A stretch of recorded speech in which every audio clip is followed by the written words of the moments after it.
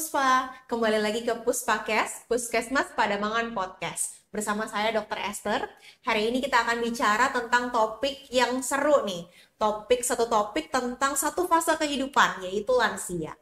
Nah, berhubung kita baru aja merayakan Hari Lanjut Usia Nasional atau HALUN tanggal 29 Mei 2025, hari ini kita akan bahas topik tentang merawat lansia, merawat bangsa.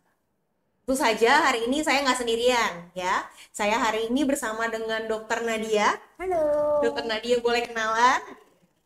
Halo, aku Dr. Nadia. Nah, Dr. Nadia ini memang berkecimpung di pelayanan di lansia, Dok ya. Benar, sehari-harinya di Polilansia, Dok. Di Polilansia. Jadi pas banget nih Sobat Puspa, kita akan membahas tentang lansia ini. Nah, mungkin pertanyaan pertama, Dok, kenapa sih Hari Lanjut Usia Nasional itu perlu kita rayakan? Oke, pertanyaannya bagus, Dok. Kenapa? Karena hari lanjut usia ini adalah sebagai pengingat ya. Pengingat, Dok. Kenapa? Karena tentunya kita kepengennya nanti pasti masuk ke fase lansia ya, Dok. Amin, ya. Tentunya di rumah juga kita punya orang tua yang tentunya lansia juga. Nah, dirayakan setiap tahunnya di tanggal 29 Mei ini adalah sebagai pengingat bahwa lansia itu harus dirawat, Dok, harus perhatikan kesehatannya dan juga harus dirayakan setiap tahunnya gitu. Oke, makanya kita punya topik merawat lansia, merawat bangsa gitu Iya, ya, Dok. benar. Tapi Dok, kalau begitu maksudnya apa nih, Dok? Kenapa merawat lansia tuh merawat bangsa gitu? Oke, ya lansia kan seperti kita ketahui ya, Dok, ya, kayak buku gitu. Jadi pengalaman hidupnya udah panjang gitu. Jadi ya udah ada penyakit-penyakit itu bisa mungkin terkena ataupun malah sebenarnya itu adalah proses penuaan aja gitu. Nah, oleh karena itu perlu dirawat. Kenapa? Karena prediksi di tahun 2045, Dok, itu lansia adalah sebanyak 60 juta. Nah, kalau lansia itu di Indonesia sendiri, Dok? Iya, benar, di Indonesia sendiri. Kalau itu nggak dirawat atau nggak, itu pasti nanti akan menjadi masalah bagi bangsa sendiri, Dok. Gitu. Makanya perlulah merawat lansia. Jadi bangsanya juga akan terawat gitu. Setuju sih, Dok. Apalagi kita tahu ya, Sobat Puspa, ya memang angka harapan hidup di Indonesia juga semakin baik ya. Tentu saja berarti harapannya semakin banyak orang yang akan memasuki fase lansia itu. Benar. Nah, oke, Dok. Tadi kan dokter ada sebut tentang membedakan bagaimana itu penuaan yang secara natural gitu ya, Dok ya, atau memang suatu proses yang ada penyakitnya.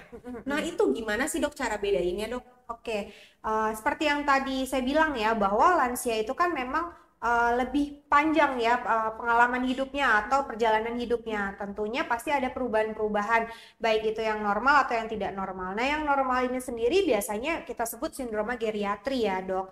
Misalnya keluhan-keluhan seperti susah tidur atau insomnia, atau susah nahan buang air kecil, atau inkontinensia, atau permasalahan-permasalahan lainnya yang misalnya kayak mudah jatuh atau resiko jatuh gitu. Nah, itu sebenarnya mungkin normal di lansia, tapi ada juga yang nggak normal, Dok. Misalnya lansia dengan penyakit diabetes atau hipertensi. Nah, itu kan pasti kita harus bedakan gitu. Berarti kalau kayak misalkan biasa nih kalau opa oma atau kakek nenek ada bilang aduh kulitnya suka kering gitu ya, jadi gatel, sebenarnya itu bisa jadi normal ya, Dok? Betul, itu karena fungsi penuaannya dia gitu. Oke, tapi perlu dibedakan mungkin dengan ini ya, Sobat Puspa ya, misalkan ada suka nih, misalkan kan opa oma kakek nenek suka nanyain kacamatanya di mana ya kacamatanya gitu ya, nggak taunya masih di atas kepala sendiri gitu ya.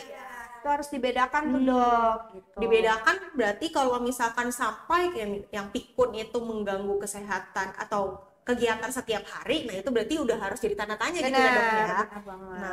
Nah ini kan kalau kita ngomong seperti itu kan mungkin karena kita kan tenaga kesehatan ya, Dok ya.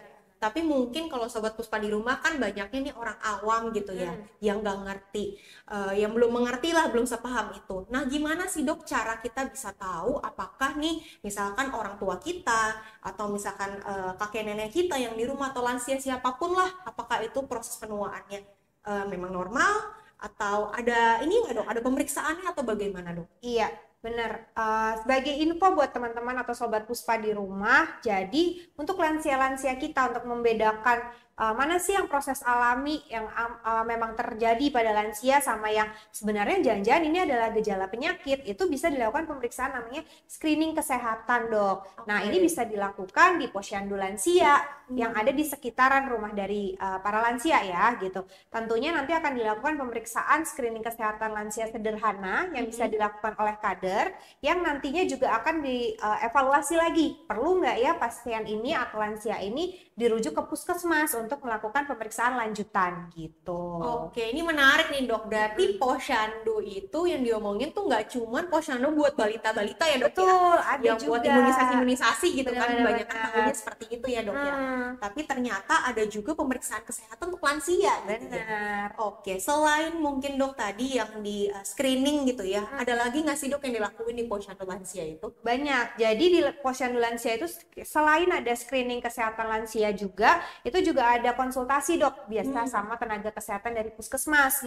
Biasanya bisa dari dokter atau perawat atau ahli gizi juga. Jadi bagi sobat-sobat Puspa, ayo ingetin lansia-lansianya untuk datang ke posyandu lansia. Gitu. Iya, berarti di posyandu lansia ini bisa ditensi gitu ya dok. Benar, ya, gitu. dicek gimana dari bulan ke bulan gitu ya. Makanya memang baiknya dilakukan secara rutin gitu ya, diikuti juga secara rutin oleh lansia-lansia. Iya. Nah, kalau misalkan tentang posyandu ini dok, apakah bisa berobat juga ke posyandu lansia? Oke, kalau di posyandu lansia itu tidak ada berobat ya, Dok, dan juga Sobat Puspa. Jadi posyandu lansia ini seperti yang tadi kita bahas adalah untuk screening atau untuk mencari tahu apakah lansia ini masuk kategori yang sehat ataukah perlu melakukan pemeriksaan lebih lanjut di puskesmas gitu. Jadi setelah kita lakukan screening lansia sekilas gitu, akan dilakukan pemeriksaan fisik. Nah, nanti apabila ada yang tidak normal atau butuh pengobatan, maka tenaga kesehatannya dan juga ibu kadernya akan memberikan rujukan untuk merefer ke puskesmas dok untuk dilakukan pemeriksaan lebih lanjut. Gitu. Berarti bisa diarahkan gitu ya dok ya. Gitu. Nah berarti ini pas banget nih, mungkin selama ini punya orang tua atau misalkan di rumah ada tetangga atau siapapun lah dari Sobat Puspa yang memang sudah lansia, tapi selama ini kok nggak pernah ada gejala yang mengganggu gitu istilahnya ya, jadi ngerasanya oh ya berarti nggak usah diperiksa gitu ya. Ternyata bisa juga dilakukan screening supaya dicari tahu nih apakah ada faktor-faktor resiko gitu ya dok ya, yang mungkin nantinya bisa jadi bibit-bibit penyakit gitu ya. Oke. Terus dok, bener nggak sih dok, setahu saya itu posyandu lansia ternyata bentuknya itu nggak cuman screening gitu, tapi ada juga seperti komunitas gitu dok. Iya. Ada kegiatannya gitu ya dok ya. Benar. Jadi di posyandu lansia, beberapa posyandu lansia tuh ada kegiatan senam juga dok. Ada senam, terus ada kegiatan mempemberdayaan lansia namanya dok. Jadi beberapa lansia yang masih aktif itu diajarkan untuk siapa tahu bisa menjadi kadernya atau diberdayakan atau diajarkan tentang merawat di rumah, misalnya dia untuk menanam tanaman atau berkebun gitu, ataupun kegiatan-kegiatan lainnya. Tujuannya itu adalah biar lansianya tuh nggak kesepian dok di rumah. Jadi ada kegiatan yang membuat lansia itu agak senang gitu. Jadi ditemenin lah ya dok ya, bersama dengan lansia-lansia lainnya. Iya, karena kan di rumah pasti dia sendiri biasanya karena anggota keluarga lainnya bekerja gitu. Jadi kita usahakan bagaimana lansia itu nggak hanya nonton TV atau ngobrol sama TV. Jadi biar bisa berkomunitas juga. Gitu. Wah, ini berarti bermanfaat banget nih Sobat Puspa, supaya lansia-lansia itu tetap produktif gitu ya di usia tuanya ya. Oke, nah tadi kan seperti yang saya udah infokan nih Sobat Puspa, Dokter Nadia ini memang banyak menangani di polilansia di Puskesmas Pademangan. Nah dok, boleh nggak sih share ke teman-teman Puspa, ke Sobat Puspa sekalian, biasanya sih masalah apa sih yang dihadapin oleh lansia-lansia yang dokter sering temuin di sini? Ya, kalau lansia-lansia di Puskesmas Pademangan sih banyaknya pasien-pasien kontrol memang ya dok. Pasien dengan hipertensi atau pasien dengan diabetes, itu biasanya mereka akan datang kontrol bisa dari rujukan dari posyandu lansia, lalu diperiksa di Puskesmas Pademangan dan melakukan kontrol lanjutan selanjutnya. Nah, itu biasanya kita juga ada pemeriksaan. Kalau untuk pasien diabetes kita periksa gulanya dok tiap bulan untuk dipantau apakah obatnya perlu ditambahkan atau disesuaikan dosisnya gitu. Oke, berarti lebih ke kontrol gitu ya dok Betul. ya. Oh iya dok, tapi kalau yang tadi kita ngomong ini yang tadi dokter bilang screening lansia sederhana ya sekilas, itu bisa nggak sih dilakuin di puskesmas dok? Bisa banget. Jadi untuk yang lansia yang baru datang atau yang baru pertama kali berobat di puskesmas akan kita lakukan pemeriksaan sekilas dok oleh tenaga kesehatan kita. Apabila nanti membutuhkan pemeriksaan tambahan itu akan diperiksa lagi oleh dokter. Gitu. Oke, berarti sebenarnya paket lengkap ya dok ya Betul. di puskesmas tuh ya, bisa Iya. screening juga, memang berobat juga Iya. gitu ya dok ya. Oke dok, mungkin saya mau bertanya sesuatu hal yang mungkin Sobat Puspa tanyakan selama ini, tapi ini saya wakilin ya dok ya. Iya. Kalau kita tahu nih dok, kita punya orang tua atau bahkan lansia itu sendiri, misalkan ada opa-oma yang lagi dengerin gitu ya, memang udah punya sakit lama gitu ya. Istilahnya saya punya darah tinggi memang udah 30-40 tahun lah dok gitu ya, atau gula emang udah lama deh gitu. Tapi memang masih perlu nggak sih dok kontrol secara rutin?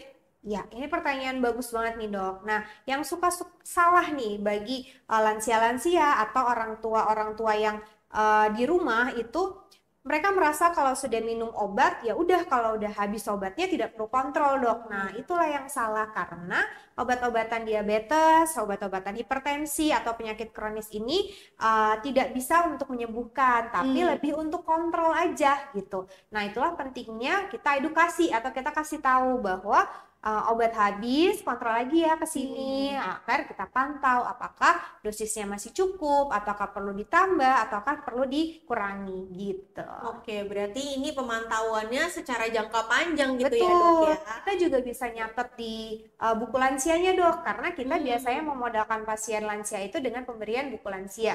Jadi pasien bisa membaca juga update dari kesehatannya itu di buku lansia tersebut. Gitu. Oke, berarti lansia dan juga keluarganya juga bisa tahu ya dok ya perkembangan kesehatannya bagaimana gitu ya. Mungkin yang sebelumnya memang sudah minum obatnya lama, tapi ternyata oh obatnya sekarang sudah tidak bekerja sebaik itu seperti dulu gitu ya, sehingga perlu dipantau lebih lanjut. Nah jadi Sobat Puspa sekalian yang lansia jangan lupa yuk yang udah lama nggak periksa ke puskesmas, boleh diperiksakan kontrol ke puskesmas gitu ya. Oke dok, kita tadi bicara banyak tentang bagaimana kontrol, bagaimana tadi screening di awal ya. Nah tapi dok kalau di rumah sendiri gitu ya, ada nggak sih yang bisa dilakuin dok, entah itu tips atau kiat atau apa gitu ya dok, untuk para lansia yang ada di rumah, baik itu untuk lansianya sendiri yang sudah menonton atau buat kita keluarganya gitu dok. Oke. Baik, kalau yang bisa dilakukan di rumah nih dok, selain tentunya kalau misalnya sudah terkena suatu penyakit ya minum obat rutin ya dok ya. Tapi ada juga kan lansia yang memang tidak ada penyakitnya gitu. Nah itu yang penting itu adalah menjaga gaya hidupnya ya. Jadi bisa dimodifikasi dari makanannya, baik itu kurangin asupan garam atau asupan gula ataupun asupan lemak. Nah itu kan jadi biar bisa terpantau gitu. Selain dari makanannya, tentunya dari aktivitas sehari-harinya. Misalnya dibiasakan ajakin lansianya untuk jalan pagi atau senam-senam gitu, bisa kita putarkan misalnya senam lansia gitu. Jadi lansianya juga ada kegiatan aktif gitu. Berarti dok kalau misalkan ada yang bilang nih kalau lansia itu harus banyak istirahat aja, tidur aja, nggak boleh beraktivitas gitu. Berarti itu mitos ya dok ya? Iya, karena tentunya disesuaikan juga ya dok ya sama keadaan lansianya. Jadi nggak mungkin juga kita suruh lansia yang udah rapuh untuk angkat-angkat berat juga nggak mungkin ya dok ya. Tapi bukan berarti tidak boleh bergerak sama sekali gitu. Jadi tetap ada aktivitasnya ya. Tadi seperti jalan pagi gitu ya. Oke, berarti memang disesuaikan kan dengan kemampuan si lansianya itu ya Betul. dok ya. Berarti ini Opa Uma kalau dibilang tetap olahraga yang yang di expect gitu ya, bukan angkat berat gitu ya, enggak ya. Tapi tetap beraktivitas, entah senam kah atau jalan pagi, jalan sore kah ya. Yang nggak cuman memang bagus buat fisik, tapi juga buat kesehatan mental gitu ya dok ya. Oke, selain makan dan aktif bergerak dok, ada nggak yang lain dok? Misalkan istirahat gimana atau? Oke, permasalahan lansia yang paling sering itu kan insomnia ya dok ya, atau susah untuk tidur. Nah, tapi kita tetap harus kondisikan gimana lansia bisa istirahat dengan cukup. Misalnya kita ajarkan untuk kalau misalnya siang itu tidak ada tidur siang dok gitu, karena biar malamnya tidak terganggu tidurnya. Dan atau dikolaborasikan dengan aktivitas yang tadi, kalau pasiennya pagi atau siang atau sore berolahraga dia udah capek, jadi dia bisa tidur di malamnya. Jadi tidur cukup juga membantu untuk kesehatan dari lansianya sendiri. Nah bener nih dok, saya jadi inget, saya pernah punya pasien nih dok, oma-oma waktu itu datang bilang, dok saya susah tidur gitu ya. Lalu saya tanya dong dok, kenapa nih oma susah tidur? Emang aktivitasnya gimana sehari-hari gitu ya? Terus oma bilang, ya aktivitas saya mah gitu-gitu aja dok ya, duduk di sofa nonton TV, kan gak berapa lama ketiduran. Iya. Terus bangun lagi nonton lagi ketiduran, wah gitu-gitu aja. Nah makanya berarti penting ya seperti dokter bilang ya, kalau tidur itu memang lansia itu perlu ada schedule-nya gitu ya, biar bisa tahu memang cukup tidurnya dan malam bisa tidur gitu ya. Oke, tadi kita udah banyak bahas kan dok ya tentang gaya hidup. Ada tentang makanan, ada tentang aktivitas, ada juga tentang tidur gitu ya. Harapannya dari semua yang kita udah omongin ini tentang gaya hidup bisa diterapin sama lansia-lansia yang mendengarkan ataupun keluarga-keluarga yang punya lansia, supaya lansia itu senantiasa sehat dan terjauh dari penyakit-penyakit gitu ya dok ya. Iya. Oke, nah sekarang dok, sebelum kita menutup podcast ini, ada nggak yang dari dokter Nadia mau sampaikan yang terakhir? Oke, baik. Untuk merangkum semuanya ya dok ya. Jadi merawat lansia itu seperti ibadah ya dok ya, bukan hanya tanggung jawab dari tenaga kesehatan, tapi tentunya tanggung jawab dari anggota keluarga juga. Ya, jadi ayo ajak lansia-lansianya untuk pemeriksaan kesehatan, baik itu di posyandu lansia ataupun di puskesmas Pademangan ya dok. Jadi perlu kita terapkan gitu, yaitu periksa kesehatan lansianya, lalu dengarkan juga curhatnya, temani jalannya gitu dok. Wah, bener banget nih dok ya. Semoga para lansia yang mendengarkan ataupun keluarganya hari ini bisa mendapatkan informasi-informasi baru yang tentunya bermanfaat nih buat sobat puspa sekalian. Jangan lupa yang punya lansia di rumah boleh dibawa ke puskesmas atau posyandu terdekat supaya diperiksakan kesehatannya. Nah, nggak berasa nih Sobat Puspa, kita udah ngobrol banyak hari ini tentang lansia. Dan terima kasih banget buat Dokter Nadia yang sudah nemenin saya hari ini. Terima kasih juga buat Sobat Puspa sekalian yang sudah setia mendengarkan. Dan saya berharap kita boleh ketemu lagi nanti lain kali dengan topik yang tentunya nggak kalah menarik. Akhir kata, saya Dokter Esther, mohon izin undur diri bersama juga Dokter Nadia. Mohon maaf bila ada salah kata dan salam sehat buat kita semua. Dadah!